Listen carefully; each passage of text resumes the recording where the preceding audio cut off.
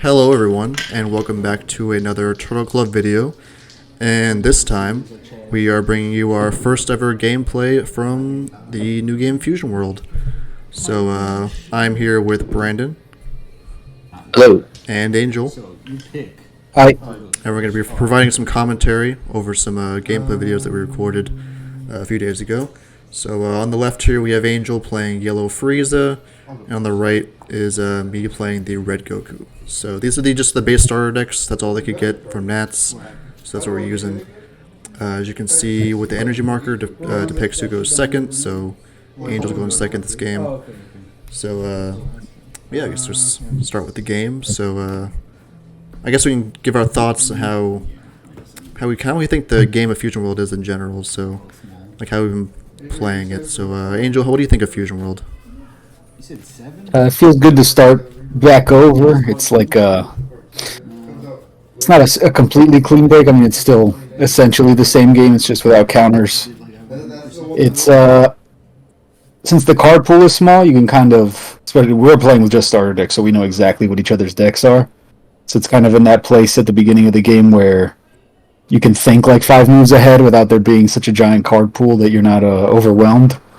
So that's kind of cool. That won't last as this stuff comes out, but it feels nice that the game's finished so quickly without counters, and like there's really no way to bridge turns to the late turns unless it's you're playing green. So, I mean, I'm enjoying it so far. It's fresh, despite being the same thing. What about you, Brandon? Yeah, it feels good. I will say it's not like a easy port over from Masters. I feel like if you have like a one up against some players in Masters, just knowing that you kind of know the game better, I think definitely, especially with it being so early, anybody can take a game. It really does get down to the wire sometimes. You might have to over combo a little bit with the +1, with the 10Ks and stuff like that. With everything being free to combo, it's also pretty fun and exciting as well. Kind of knowing you have to know what you're going to end up comboing, keeping your hand versus charging and stuff. I think it feels good. I like the way some decks feel. Obviously, there are certain starters that are better at the moment. Just for like the pre-release tournaments coming up, people kind of know what they're going to play. No, it feels good. I like the way that the games end. I think it's new. It's a good start so far. Nothing too crazy. I think they're doing a good job. Yeah. How do you feel about it then? Yeah, I know we had our doubts in the beginning with the whole how they revealed it, which wasn't the best way to reveal it. But I think the game itself actually is pretty fun. I'm actually itching to play some more. I don't have decks of my own, so I can't really play on my own time unless you guys are over. But I've been really enjoying Fusion World. I actually am really excited for the events coming soon that we're about to play. Games feel fast. Feels fresh. Actually feels weird playing Masters. I played Masters, I think the day after I played these games of Fusion World, and it felt so weird. Just having to say like negates and stuff. The games definitely take like twice as long too, so it's definitely nice to play a game that's a little faster paced. But yeah, I think the turns go by pretty quickly. The decisions aren't as crazy, but I think there's still like a good baseline here. I think that the set itself will definitely make a more of an impact on the game. I think the starter decks themselves are just a little basic. Like they get a little boring to play after a bit, but eventually we'll get some more cards. Then we can just make our own custom decks now, make the game more exciting. So as you can see here, we're both just setting up. I think it's probably the best way, if you guys would agree, to just at least the games I've played, that's the best way to play the game. You just set up a board, draw some cards, you can't. take off. Removal's not easy, so you can leave stuff up. Definitely, and you don't want to give them too many cards right away. The crit cards are mildly difficult to get out, and like the cheap ones are weak, so you kind of don't really want to put those out that early, especially because it gives them something to swing. I feel like the 15K crits, they're kind of a trap. They don't feel good at all. But yeah, I will say with red, if you're able to pump though, like some of your cards do, like the DBS and stuff like that, having like a 20K crit on top of another 20K crit swing is pretty nice. Or like your leader effect, being able to +5 activate battle, that's not terrible. But yeah, I guess leaving them on board though, early on. Yeah, a big mistake I usually see, like this from a digital version, I saw people doing it, and then when you guys started first playing the game, or when I started first playing the game also, a big mistake we made in the beginning was just swinging with the cards as soon as you play them. But obviously that's not the best strategy because they can just... You want to awaken as fast as you can in this game, I think, so you don't want to give them cards to attack you. You usually don't want to start swinging until you know you can awaken, I think. You think it's the right strategy to do?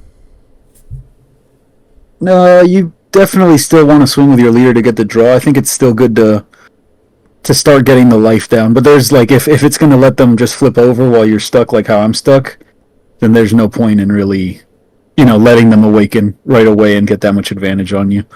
I think there's points where you stop swinging if you're going to flip them over, or where you keep swinging. It really depends on how the game is going. If you see self-awakeners, then just swing at them, put them in a lower life total so you can start really pressuring them. Yeah. Because if you just sit around forever, also that's not great. Yeah, I think you always swing at the leader because I think the draw is just too valuable. But battle cards, I think you just keep an active one unless they have like a good effect when they swing or something, or for like a really big one you wanna, or like a crit, like I did with the crit Goku, the crit Vegeta there, swung there and it was a boosted with the leader, so it's 20k crit. Well, that's some good pressure there. Yeah. Yeah, I think I comboed out of that for no reason. I think this is the game where I wasn't really playing really well, so this one's not going to look too good. I think I remember this one. Yeah, and keep in mind, guys, we're still learning as well. We're still kind of figuring out the perfect plays as to how to kind of bridge a whole turn. Like myself, I haven't gotten a ton of play in, so in a different video, maybe it might look like I'm a bit newer, which we are. The game's still fresh, but obviously, if you're a fan of Masters, I'm pretty sure you'll pick up pretty easy on this game for the most part. Yeah, there's some stuff that's like bad habits. Well, they're good habits in Masters, but bad in this, like Dylan was saying, where we're just swinging with cards at first, probably early on, because you want to get all the value out of a card before it dies in Masters, which is the turn after, even with Barrier. But in this game, stuff's going to sit around. Usually the only way they're going to kill it is if they do basically that, swing over it. So they got to put actual resources into getting rid of your stuff, so you don't want to just leave it there in the open. Yeah, so you're trying to pressure with a crit again. If I have to give you life, I might as well try and crit it, so I figured boost it to 20, make you waste a card, yeah. Yeah. Yeah, I think at this point I was just trying to see... What was I trying to do? I think I was trying to see into one of my Self-Awakeners, which came way too late. Yeah, not many blockers been played either. Guess you didn't draw many? There's two right there on the board. Those Zarbons are blockers. Oh, they're blockers, okay. So you just didn't want to block with them in the crit? I'm pretty sure you double kill them later. Well, that's a spoiler, I guess. But yeah, no, it was like, I always seem to draw those crappy Dudorias against red, like all four of them, so I always end up charging and comboing them off. Those are pretty bad. I don't like any of those one-cost blockers. They're borderline useless against like every deck. I don't think they're safe against anybody. Maybe green, I guess, early on, but I mean, who cares if they swing at you early on? Unless blue's playing like a 2-cost Self-Awakener to bottom deck your blocker, it'll stay. Doesn't really have a lot of like... That's like the cheapest way out, too, though. Like, the blue has like the best answer. I think it has two of those. 2 ways to get rid of it. For cheap.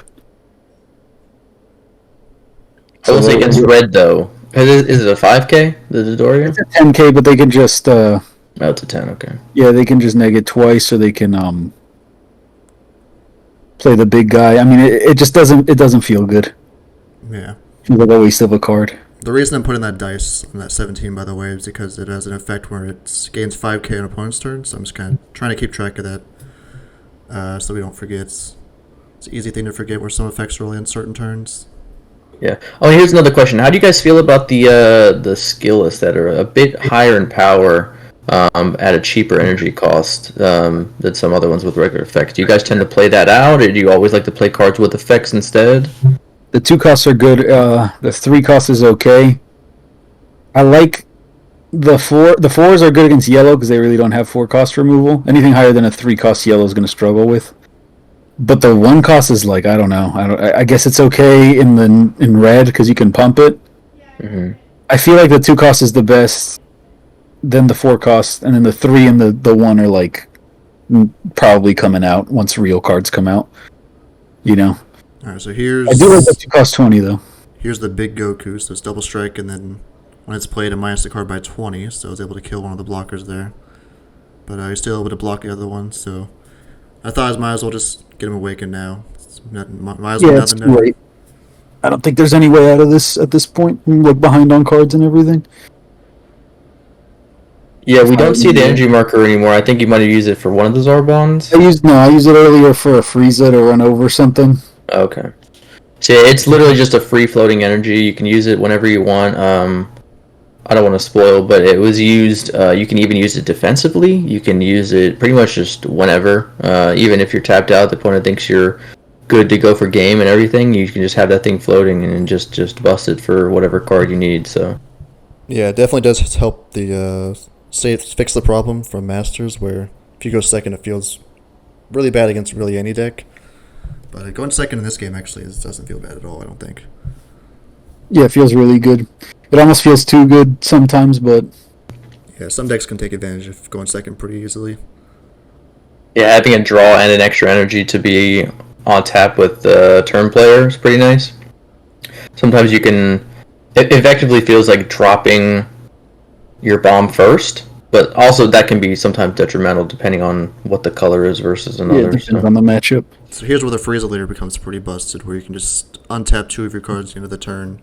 So you can swing to two of your blockers and then untap them so they can also block on your opponent's turn, which is really strong. Or just keep your battle cards alive on your opponent's turn also, because swinging on board is it happens a lot in this game. I think it's mostly how you're going to kill stuff in this game is by swinging at them, it seems like.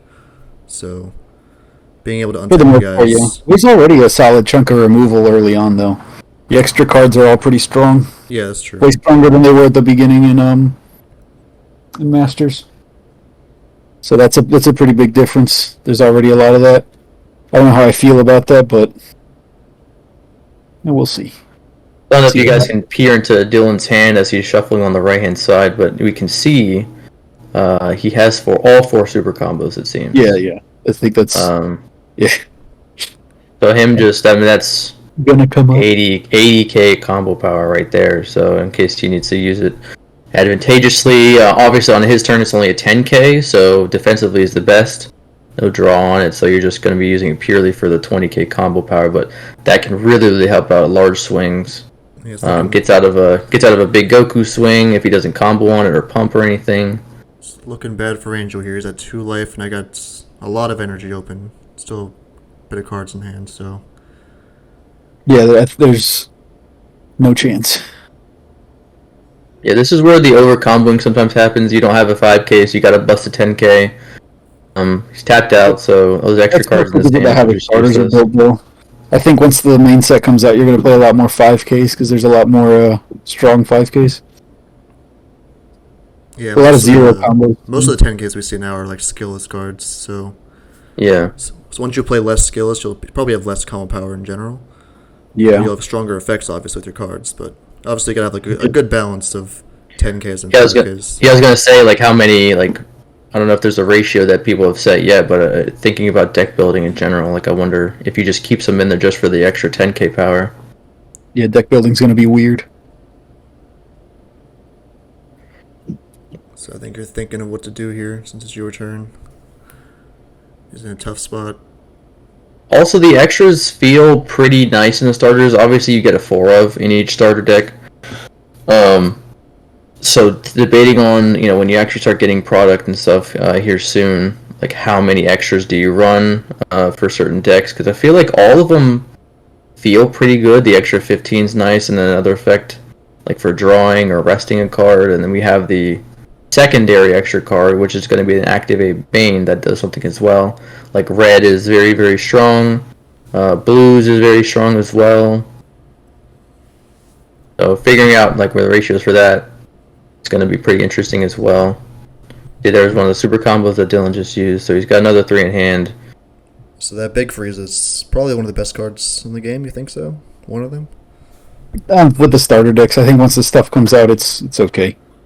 Yeah, because that card can just lock anything down. So you wait till they play their boss monster, and then you play that, and then you just lock the boss monster every turn, unless they kill the Frieza. I think red and green get such good bombs in the in the main set that it's overshadowed pretty quick.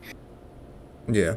But luckily Red has a pretty good way of killing that Frieza, so that's good there. So he's going to tap out there. Tapping out isn't the worst thing in this game, since you can really only use extra cards on defense. Yeah, there's only one card, and if you don't have it, you don't need that energy. Yeah, so do you guys think like spending all of your energy in one turn is usually just the best way to go? At least in like the first half of the game, you just want to always spend as much energy as you can. Yeah, there's yeah. card advantage. Yeah, you're fine with just keeping your guys on board and getting as much cards in your hand as possible. So tapping out doesn't really matter. You have to find your curve, and if you don't, then you're just going to be playing subpar turns. Yeah. So that's another important thing here. I think it might end this turn. I'm not sure. We'll I'm see. pretty I have sure. a lot of I'm energy, light. so I think I debated on not charging. Maybe it's next turn I don't charge, but Yeah, no, I think I remember how this goes. It's next turn, I'm pretty sure. I think you had super combos in hand this turn, so I think you did survive. You can never really go in as hard as you can like in Masters. It's not even that they can like kill yourself mid battle. It's just that there's always the threat of super combos. So defensively are so powerful in this game. So if you think you can combo to like 100k and win, if they have 3 or 4 super combos, they can probably easily get out of it. So Actually, it might be over this turn. I think I remember. so you gotta respect those super combos. So okay, played the Whis that minus the card by 5, so that opens up the extra card that kills a card or kills a 30k or less. So since that card's now at 30k, I think I'm going to do it here. Oh, maybe not. No, you didn't have it. I remember you saying. I charged it. Oh, you charged it. Yeah, you charged it. I was going to say, because you have the 1 cost in hand. Yeah, I said that too. I was like, oh man, I played Whis to do that, and I realized I charged it. So I think Frieza does live another turn. That Whis minusing something by 5 and then also being a 10k combo off board is pretty sweet as well. So basically a 15k. Yeah, I think I die here because I think I have to use a super and something else. And then I think you just play something else and dump, if I remember right. I don't know. There was 2 games, so I don't really remember. I think my hand's full of super combos though, so I don't think I can. I think I was like, I definitely can't combo enough to kill you if you have any more super combos. So I can see. Super. Yeah, I think you have 2 more super combos in your hand right there. So Super 1 cost and something else, but I can't see what the other thing is. that's the extra card. Yeah, the 15k combo. combos. I think I did pass because I was like, I could probably. Okay. I probably should And swing then another turn. yeah, I think I remember And now. then just swing with everything next turn. This game. Yeah, this is not going to work out for me. It's the Gohan that I'm seeing in your hand. So 3 super combos, a Gohan, and then the 1 cost extra card. Yeah, so we'll just see. We'll just see how Angel does. If he can, I think. Yeah, that's tough. I will say, some games. I mean, we're not gonna have this one recorded, but I was playing red against blue.